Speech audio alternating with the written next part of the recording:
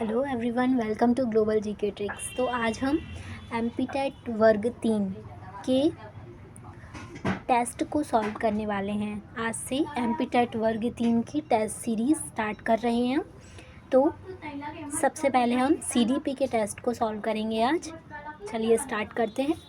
सबसे first question है, निम्नलिखित में से कौन सा असत्य कथन है? अधिगम एक प्रक्रिया है, ना कि उत्पाद है। अधिगम की प्रक्रिया हमेशा उद्देश्यपूर्ण होती है। अधिगम का क्षेत्र व्यापक होता है। वृत्ति और प्रतिवर्त क्रियाओं के माध्यम से होने वाले व्यवहार परिवर्तन को अधिगम के रूप में जाना जाता है। तो इसका सही आंसर हो जाएगा वृत्ति एवं प्रतिवर्त क्रियाओं के माध्यम से, क्योंकि इसमें अधिगम प्रक्रिया और उत्पाद नहीं है। ये सही है, उद्देश्यपूर्ण होती है प्रक्रिया और इसमें व्यापक होता है। नेक्स्ट क्वेश्चन है, निम्नलिखित में से कौन सी प्रतिभाशाली बच्चों की विशेषता नहीं है? तो सबसे फर्स्ट ऑप्शन है, वे अपनी उम्र के अधिकांश छात्रों की तुलना में अधिक तेज़ी से और स्वतंत्र रूप से सीखते हैं। उनके पास अक्सर अच्छी तरह से विकसित शब्दावली, साथ ही उन्नत पढ़ने और लिखने का कौशल होता है। वे स्वयं को उपलब्धि, तो यहाँ पर प्रतिभाशाली छात्रों की बात हुई है। तो यहाँ पर सब कुछ जो देख रहे हैं आप सारे ऑप्शंस, इसमें छात्रों की तुलना की गई है, तो तुलना नहीं करना है। पास अक्सर अच्छी तरह से विकसित शब्दावली होती है, तो शब्दावली तो विकसित होती है। उन्नत पढ़ने में तकनीक, लेकिन यहाँ पर हमें बेस्ट ऑप्शन देखनी है। वे स्वयं को उपलब्धि के सामान्य मानकों से उच्च मानते हैं। बहुत प्रेरित होकर, खासकर अपने कार्यों पर जो चुनौतीपूर्ण या कठिन होती हैं। तो ये जो यहाँ पर नहीं पूछा गया है, तो ये जो ऑप्शंस हैं, ये फोर्थ ऑप्शन जो है, प्रेरित होकर खासकर कार्यों पर जो चुनौतीपूर्ण या कठिन होता है, ये विशेषता नहीं है। तो इसका सही आंसर हो जाएगा ऑप्शन नंबर 4। नेक्स्ट क्वेश्चन है, निम्नलिखित में से कौन सा थॉर्नडाइक के संबंधवाद के सिद्धांत का दूसरा नाम नहीं है? यहाँ पर भी नहीं है पूछा गया है।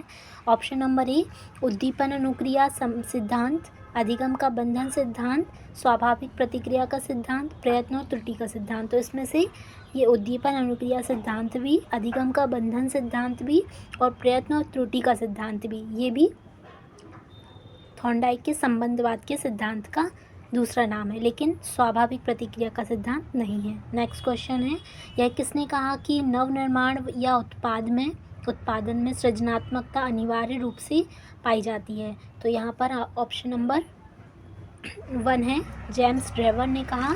जेम्स ड्रेवर जो कि एक स्कॉटिश मनोवैज्ञानिक रहे हैं, और उनका कहना था कि नवनिर्माण या उत्पादन में सृजनात्मकता अनिवार्य रूप से पाई जाती है। उसमें सृजन और निर्माण की क्षमता पाई जाती है। नेक्स्ट क्वेश्चन है, बहिर्मुखी छात्र निम्नलिखित में से किस विशेषता में अंतर्मुखी छात्र से भिन्न होता है? तो मजबूत भावना, पसंद नापसंद, आंतरिक रूप से पीड़ित होने के बजाय बाहरी रूप से अनुभव को व्यक्त करना। तो ये बिल्कुल गलत है।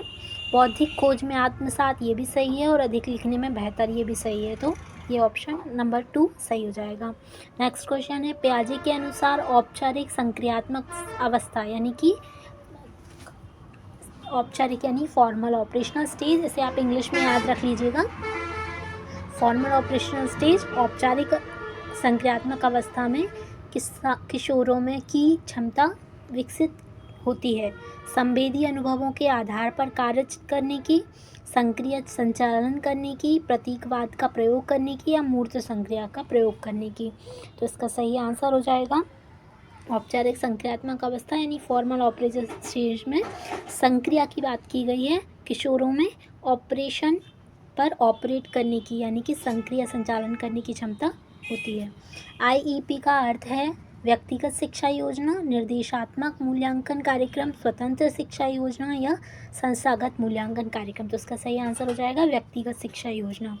नेक्स्ट क्वेश्चन है, वयस्क व्यवहार को आक्रामक रूप से देखकर ही बच्चे आक्रामक होना सीख सकते हैं, यह दृष्टिकोण किसके द्वारा माना गया? तो ये आपको बहुत ही फेमस थ्योरी है जो वयस्कों के व्यवहार से रिलेटेड है। ये बंडूरा की थ्योरी है। बंडूरा के अनुसार जो आक्रामकता का जो अध्ययन है, उसमें बोबोडाल बिहेवियर और स्टडी ऑफ एग्रेशन, ये एक प्रयोग किया गया था। इसमें उन्होंने बच्चों के समूह में हिंसक वीडियो दिखाया था, जिससे एक छात्र ने अपनी बोबो डॉल यानी बोबो गुड़िया को पिटाई कर दी थी उसको देखकर।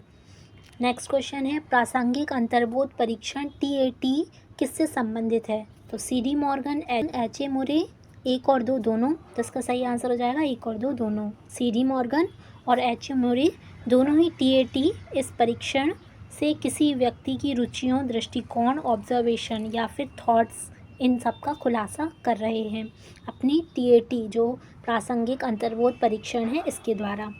नेक्स्ट क्वेश्चन है, मोहन का व्यक्तित्व और बुद्धि लब्धि सोहन से भिन्न है, इन अंतरों का क्या कहा जाता है? तो ऑप्शन नंबर ए जो अंतर्वैयक्तिक भिन्नताएं हैं, इसी का इसका आंसर सही आंसर है।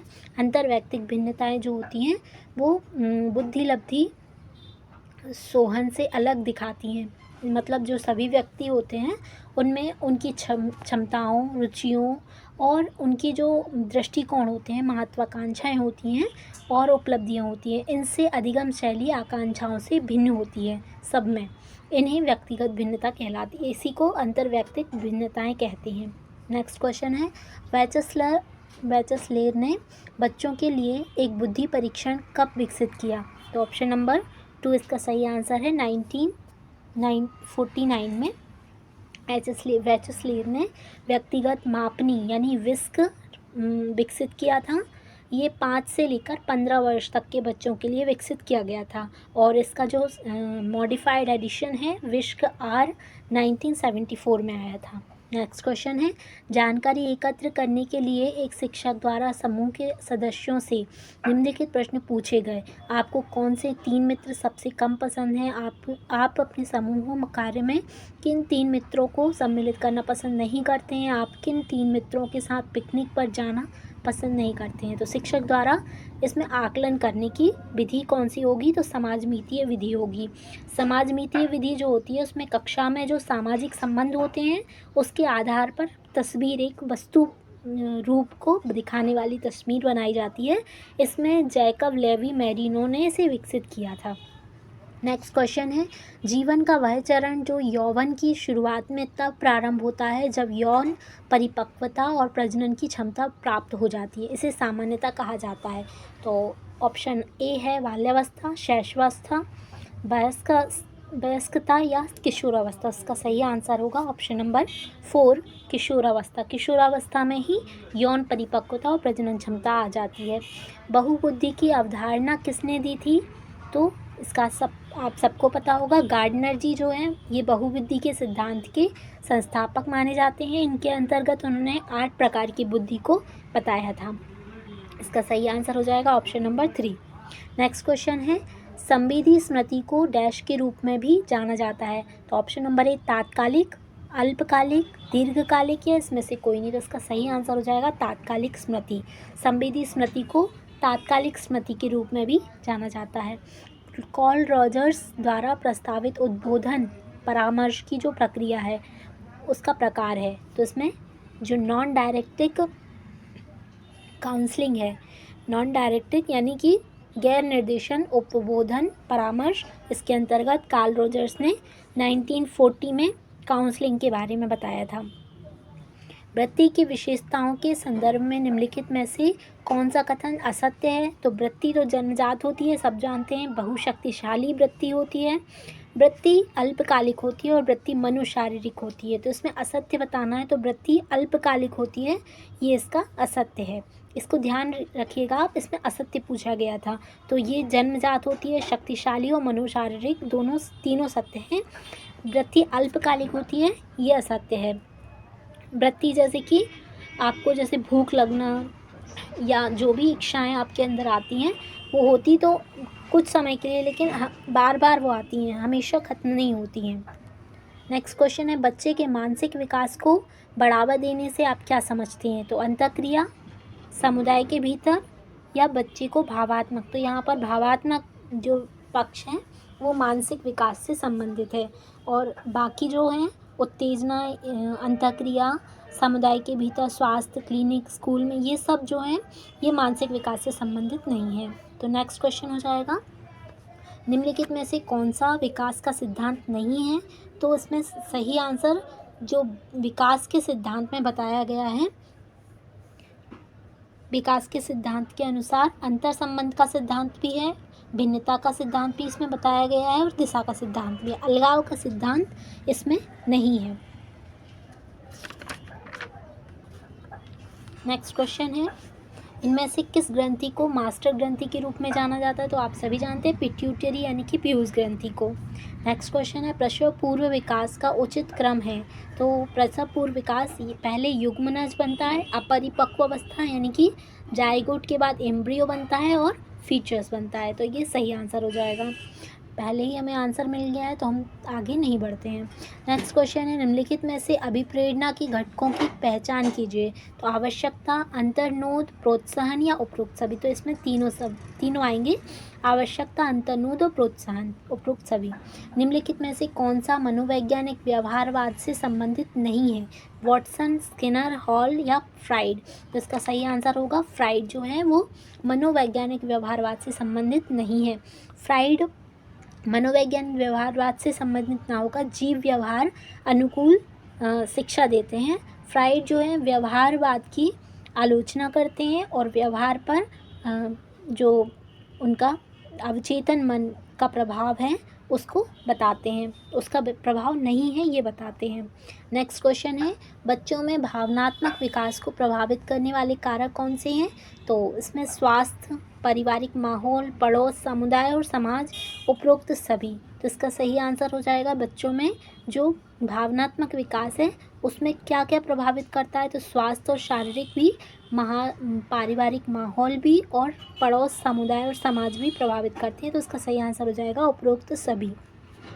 नेक्स्ट क्वेश्चन है, इवान पावलो थे अमेरिकी मनोवैज्ञानिक, जर्मन मनोवैज्ञानिक, फ्रांसीसी या उपरोक्त में से कोई नहीं? जिसका सही आंसर हो जाएगा उपरोक्त में से कोई नहीं, क्योंकि इवान पावलो जो थे वो रूसी मनोवैज्ञानिक थे, वो रूस के मनोवैज्ञानिक थे। उन्होंने कुत्ते से संबंधित प्रयोग का वर्णन किया है। इसमें भोजन लाने पर जब कुत्ते को लार आती है इस प्रकार के प्रयोग का वर्णन किया गया है। नेक्स्ट क्वेश्चन है, ध्वन्यात्मकता का अर्थ क्या है?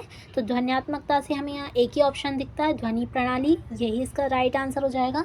शिक्षक छात्रों को उनके हितों और क्षमताओं के अनुसार पाठ्यक्रमों की उपलब्धता के बारे में परिचित करता है, इसके रूप में जाना जाता है। तो यहाँ पर शिक्षक से रिलेटेड जो ऑप्शंस हैं जिनके हितों और क्षमताओं के बारे में बताया जाए और उसकी उपलब्धता के बारे में, तो व्यावसायिक नहीं है, व्यक्तिगत नहीं है, ना ही समूह है। इसका सही आंसर हो जाएगा शैक्षिक।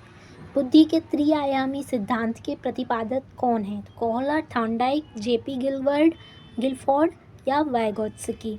तो त्रिआयामी सिद्धांत जो कि है जेपी गिलफोर्ड का है। जेपी गिलफोर्ड जो है बौद्धिक कारकों को एक प्रणाली में व्यवस्थित करने के एक तरीके के रूप में त्रिआयामी सिद्धांत के मॉडल को, संरचना को बताते हैं। नेक्स्ट क्वेश्चन है, मैस्लो के अनुसार आवश्यकताओं का कौन सा युग्म बच्चे की पहली आवश्यकता है? तो सब में आप सब देख सकते हैं, शारीरिक, बौद्धिक, सामाजिक या भावनात्मक। तो शारीरिक आवश्यकता पहली आवश्यकता है। निम्नलिखित में से कौन सा कारक शैक्षिक पिछड़ेपन का जन्म नहीं देगा? तो शैक्षिक पिछड़ेपन को विद्यालय का शैक्षिक वातावरण, परिवार की भावनात्मक जलवायु, परिवार का व्यवसाय या परिवार की सामाजिक आर्थिक स्थिति। तो इसका सही आंसर हो जाएगा परिवार का व्यवसाय। तो यही हमारा वीडियो समाप्त होता है। ऐसे ही टेस्ट सीरीज़ के लिए हमारे चैनल को सब्सक्राइब कर लें और ये फ्री क्लासेस हैं तो आप अपने फ्रेंड्स, फैमिली और जिनको भी नीडी फ्रेंड्स हों उनको शेयर करें ताकि ये जो बेनिफिट्स हैं उनको मिल सकें फ्री क्लास के। Thank you.